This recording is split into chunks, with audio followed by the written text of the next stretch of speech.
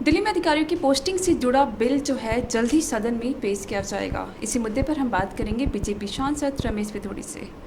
जल्द ही transfer posting को लेकर बिल पेश किया जाएगा सदन में। इसको लेकर आम आदमी पार्टी जो है लगातार विरोध करती रही है। दिल्ली के मुख्यमंत्री अरविंद केजरीवाल लगातार विपक्षी दलों से समर्थन भी उन्होंने घूम घूम कर मांगा और सभी लोग अब एक भी हैं। इस बिल का आखिर में इतना ज़्यादा विरोध हो रहा है, लेकिन सदन में लाने की बात हो रही है, क्या कहेंगे? देखो, जनता की सेवा के लिए लोकतंत्र के अंदर, डेमोक्रेसी के अंदर शासन, प्रशासन और लेजिस्लेटिव इनका मिलकर काम करना अनिवार्य है। केजरीवाल साहब ने पिछले दिनों आपने देखा होगा चीफ मिनिस्टर के साथ मारपीट करना, ट्रांसपोर्ट कमिश्नर को ज़बरदस्ती, वर्षा जी का मैं नाम भी ले देता हूँ ट्रांसपोर्ट कमिश्नर का, उनको कहा कि हम ये 2500 करोड़ की बस खरीद रहे हैं, 1000 बस खरीदेंगी। एक बस की कीमत 1 करोड़ रुपये होगी और उसकी मेंटेनेंस 3 करोड़ रुपये होगी।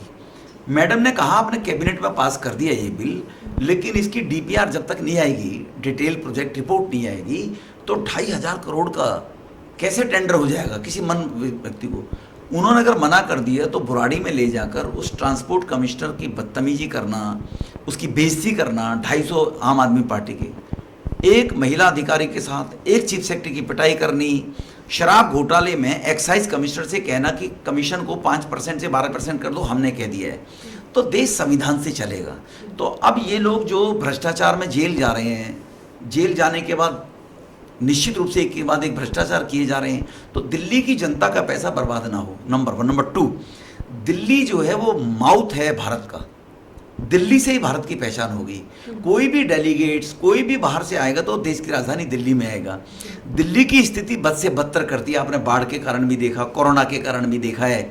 26 जनवरी को आप रिपब्लिक डे के ऊपर धरने पर बैठ जाएंगे, विदेश से डेलीगेट्स आता है, चीफ गेस्ट आते हैं, तो भारत की छवि खराब करने के लिए ये जो कांग्रेस से गलती हुई थी 1991 के अंदर एनसीटी एक्ट के अंदर, वो गलती को सुधार रही है केवल बीजेपी सरकार कि लॉ एंड ऑर्डर, पुलिस और लैंड, ये 3 चीज 239(1) के अंदर डिफाइन कर दिया गया था। तो चौथा पॉइंट ये दिया नहीं था ट्रांसफर पोस्टिंग कौन करेगा। सुप्रीम कोर्ट ने टिप्पणी की कि सरकार अगर ट्रांसफर पोस्टिंग मिलकर करना चाहती है, अकेले एलजी पर पावर ना हो, तो इसके लिए अमेंडमेंट ले आए। इस अमेंडमेंट में भी केंद्र अपने पास कुछ नहीं ले रहे हैं।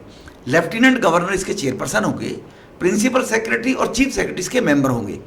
तीनों में से 2 लोग जिसको कहेंगे उस अधिकारी की पोस्टिंग होगी, जिससे ये अधिकारियों की बेइज्जती करके या मनमर्जी रूप से लूट ना मचाएं। ये बिल ये आया है जी।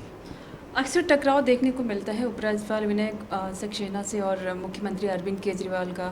लगातार आरोप लगाते हैं कि फाइलें जो है रोक दी जाती है, उन्हें टाइम से निकाला नहीं जाता। इस तरह के आरोप भी तो लगते रहे। नहीं, कोई एक आरोप नहीं है। जो लेजिस्लेचर का उनका काम है, जो कानून बनाना है, उन्होंने ऐसा कोई काम नहीं है। लेकिन जो उनकी पावर से बाहर है, जिसको वो कर ही नहीं सकते, जो सेंटर से रिलेटेड काम है, 11वीं क्लास के बच्चे को कॉलेज में दाखिला देने की परमिशन मिल जानी चाहिए, हो जाएगा क्या?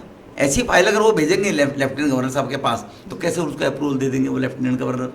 तो इसीलिए टकराव का मतलब नहीं है। अब आप कहने लगे पुलिस चोर का रोज टकराव होता है, पुलिस चोर का रोज, तो पुलिस चोर का टकराव होना बंद हो जाए। अब केजरीवाल चोरी करेगा तो नेचुरल है, उनको रोकने के लिए, उनको कानून की किताब दिखाने के लिए वो तो बताना तो पड़ेगा। और कांग्रेस के नेता संदीप दीक्षित ने कहा कि इस बिल को जो है लोकसभा में पास होना चाहिए। पता नहीं क्यों जो है तमाम जो विपक्षी दल हैं वो क्यों विरोध कर रहे हैं, हालांकि वो खुद भी कांग्रेस पार्टी से, कांग्रेस जो है पहले से ही आम आदमी पार्टी के साथ है। नहीं, देखो, कांग्रेस अवसरवादी है, उनको भी पता है नेशनल हेराल्ड में माँ बेटे जेल जा सकते हैं। वो किसी भी कीमत पर, उनको ना बिल से मतलब है, ना दिल्ली वालों से मतलब है, ना उनको है कि मोदी साहब को कैसे हटाया जाए, मोदी जी को कैसे हटाया जाए। क्योंकि जो इन्होंने करप्शन, भ्रष्टाचार किया हुआ है उसका हिसाब मांगे जा रहा है। हिसाब मांगे जा रहा है तो सबके खिलाफ FIR दर्ज होती है।